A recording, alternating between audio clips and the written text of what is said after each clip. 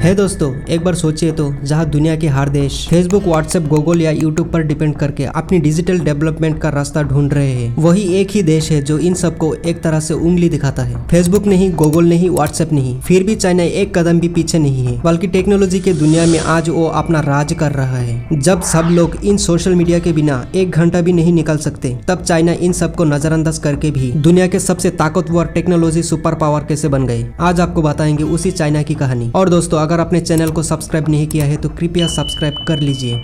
आज के टाइम सबसे खतरनाक जंग शायद गाजा या यूक्रेन में नहीं चल रही है, जंग चल रही है हाथों में पकड़े स्मार्टफोन में। जंग अब सिर्फ गोली या बॉम्ब की नहीं, जंग है जानकारी की, जंग है दिमाग और सोच की। और इस जंग में जीत उनकी हो रही है जो अपने देश की जानकारी दूसरों के हाथों में नहीं देते। चाइना ने ये बात बहुत पहले ही समझ ली थी कि जो देश अपनी जानकारी खो देता है वो देश एक दिन सब कुछ खो देता है। इसलिए चाइना ने कई साल पहले ही Facebook, YouTube, Google Maps, WhatsApp और यहाँ तक कि गूगल क्रोम तक को बैन कर दिया, क्योंकि वो बेवकूफों के राज में अक्लमंद बनने का सपना नहीं देखते, क्योंकि वो नहीं चाहते अमेरिका के पास इन प्लेटफॉर्म्स के जरिए चाइनीज लोगों की हर दिन की जानकारी, लोकेशन, बातें, इंटरेस्ट और पॉलिटिकल सच तक पहुंच जाए। फेसबुक उन्होंने बैन किया 2009 में ही, जब उन्हें अंदाजा हुआ कि विदेशी सोशल मीडिया से डिस्टर्बेंस फैलाई जा सकती है। यूट्यूब भी उसी साल बैन हुआ। गूगल सर्च इंजन 2010 में गया। Google maps, Chrome browser, WhatsApp, Instagram सब एक एक करके बैन, और यहाँ तक कि माइक्रोसॉफ्ट का बिंग सर्च इंजन तक कुछ टाइम के लिए बैन किया गया था। इन सब का अल्टरनेटिव चाइना ने अपने लिए बनवाया। वीचैट,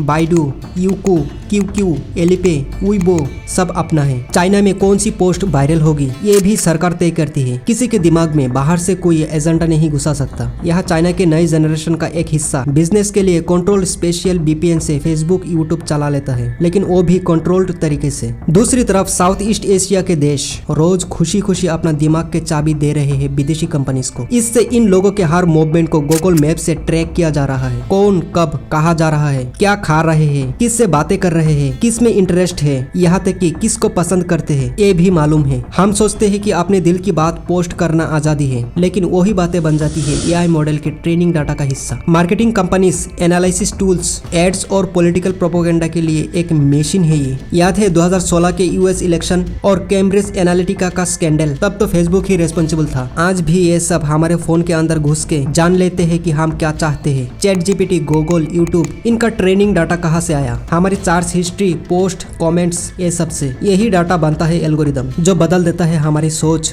विश्वास, यहाँ तक कि वोट तक। और अगर कभी जंग हुई तो यही डाटा बन जाता है हथियार। और जानते हैं कि किस इलाके में विरोध हो तो सरकार गिर सकती है, कहाँ धर्म प्रेमी लोग बगावत कर सकते हैं, कौन नेता से नफरत करता है। लेकिन चाइना, उन्होंने अपना इकोसिस्टम बनाया है, बाहर वालों को घुसने ही नहीं देते। और हम बन गए हैं डिजिटल गुलाम। अपने घर में ही जगह दे दी है गूगल को, बेडरूम में बातें करते हैं मेटा से, और दिन में 3 बार रिपोर्ट देते हैं एप्पल को। तो ये सब हमको समझने की सख्त जरूरत है, नहीं तो आगे जाकर हमारे साथ बहुत बहुत बुरा हो सकता है। और दोस्तों, अगर आपको ये वीडियो अच्छा लगा तो लाइक और चैनल को सब्सक्राइब कर लेना। मिलते हैं एक नई वीडियो में। बहुत बहुत धन्यवाद।